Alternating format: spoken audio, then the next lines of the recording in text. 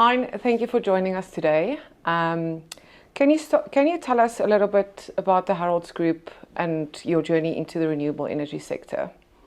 Jess, thanks for having me today.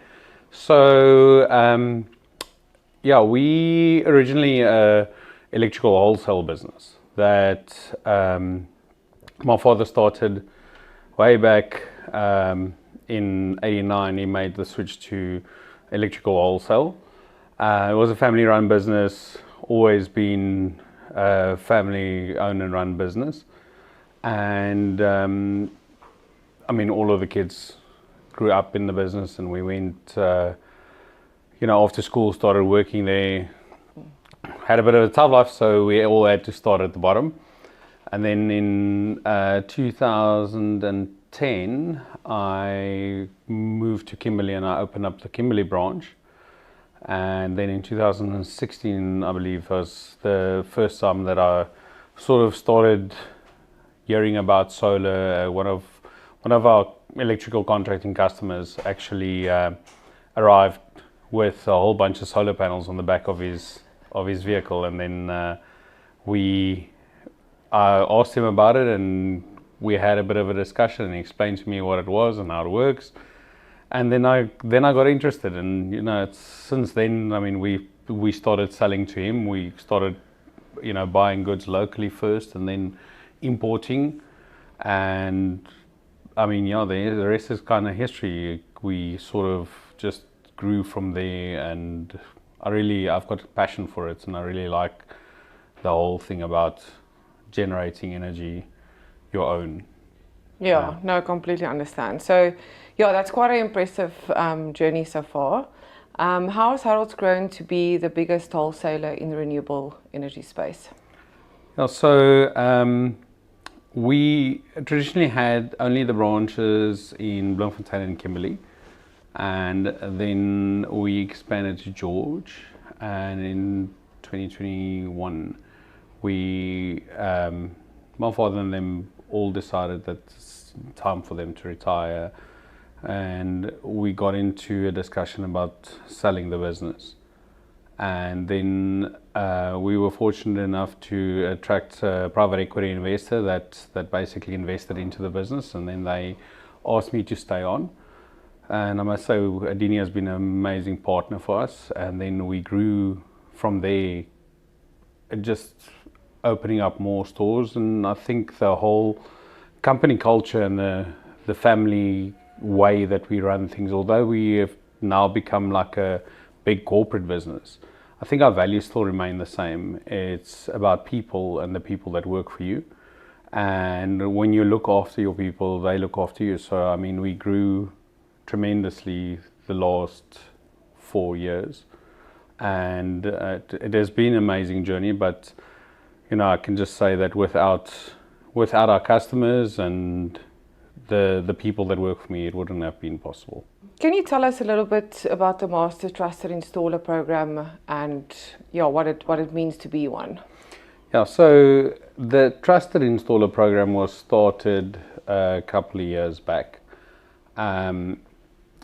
Mainly, due to solar being a new thing, and obviously us being an import of the goods, we realized that not everybody is so knowledgeable that's entering the markets, and there's a lot of training that needs to be done, and people need to understand how the technology works. So we started this because there was also a lot of customers or let's not call them customers, I would say end clients, because our route to market is through the installer, because the products that we sell needs to be installed. It's not a product that you can just buy and it works.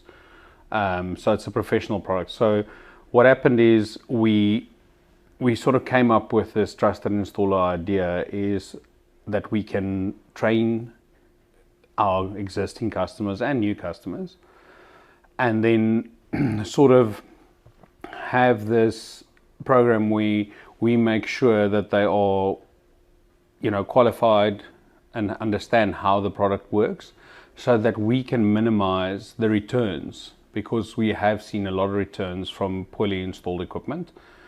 And one of the other things were that there were a lot of, I mean, everywhere in the world, but in South Africa especially, there's a lot of people that take chances, and they get to a situation where they end up taking people's money and either do a substandard job or just do not complete the work at all, and then the end customer is out of pocket. So we sort of want to not give the industry a bad name. So what we did is we developed this program where we sort of back the installer from a distributor's point of view, so that if the end client uses a trusted installer, he has the peace of mind that he will, number one, get a good quality job done. Number two, nobody's going to run away with his money because we are backing these guys. And we do a lot of, back-end due diligence on these guys. But at the end of the day, there is peace of mind with the end client that they are able to part with the money that they're parting with to make this investment into their future. Yeah, no, 100%. So obviously we've been part of this program, and I do agree with you. It's comforting for a client to know that you guys are backing the installer. What is sort of the main criteria that you look at before deciding on? So, in the program, we actually do also have a lead generation system where the end clients actually go to our website and inquire for them.